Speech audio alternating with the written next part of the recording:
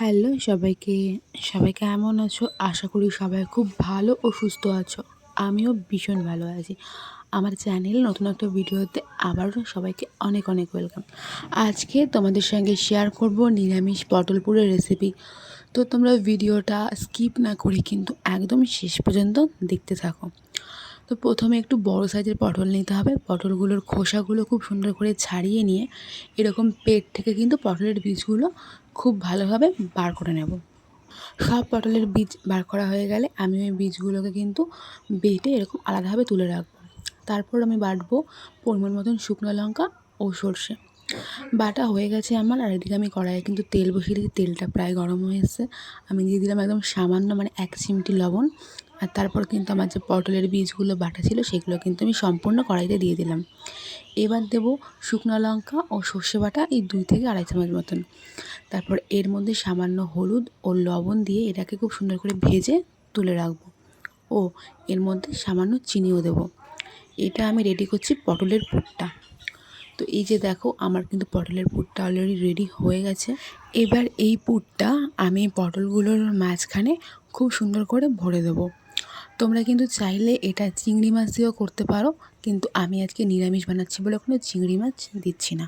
পরে একদিন তোমাদের সঙ্গে চিংড়ি মাছ দিয়েও শেয়ার করব। তো দেখো আমার কিন্তু পটলগুলোর মধ্যে সব পুরগুলো ভরা হয়ে গেছে। তো চলো এবার এটাকে ভাজতে হবে, আর তার জন্য এটাকে নিয়ে যাই। তো এই যে কড়াইয়ে তেল দিয়ে দিচ্ছি, তেলটা গরম হবে। আর তারপর কিন্তু এই একটা একটা করে এরকম পটলগুলো ছেড়ে দেবো।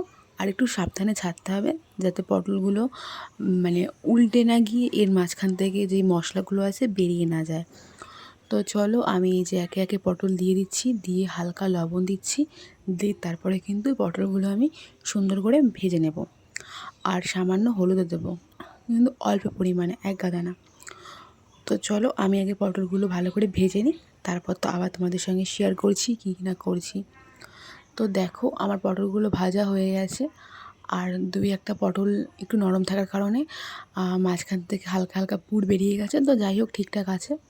তারপর কিন্তু আমি সর্ষে আর লঙ্কা বাটা যে মশলাটা ছিল সেই মশলাটা কিন্তু আমি এর মধ্যে দিয়ে দিয়েছি। আর দিয়ে দিয়েছি সামান্য জল, দিয়ে এটাকে সুন্দর করে কষাতে লাগবে। তো চলো আমি আগে এটাকে খুব সুন্দর করে কষিয়ে নিই।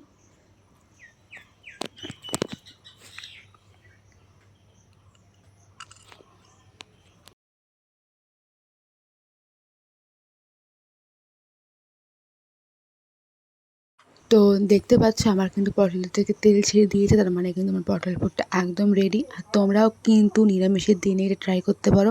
এটার টেস্ট কিন্তু ভীষণই সুন্দর। আর আমার ভিডিওটা আমি এখানেই শেষ করছি। ভিডিওটা কেমন লাগলো অবশ্যই বলবে, ভালো লাগলে লাইক কমেন্ট শেয়ার করে দিও। আর আমার এই ছোট্ট চ্যানেলটা সাবস্ক্রাইব করে পাশে থেকো। সবার সঙ্গে দেখা হবে অন্য কোনো একটা ভিডিওতে। আর সত্যি বলছি, এটা কিন্তু খেতে ভীষণই সুন্দর হয়, তোমরা একবার ট্রাই করতে পারো। তো সকলকে বাই বাই।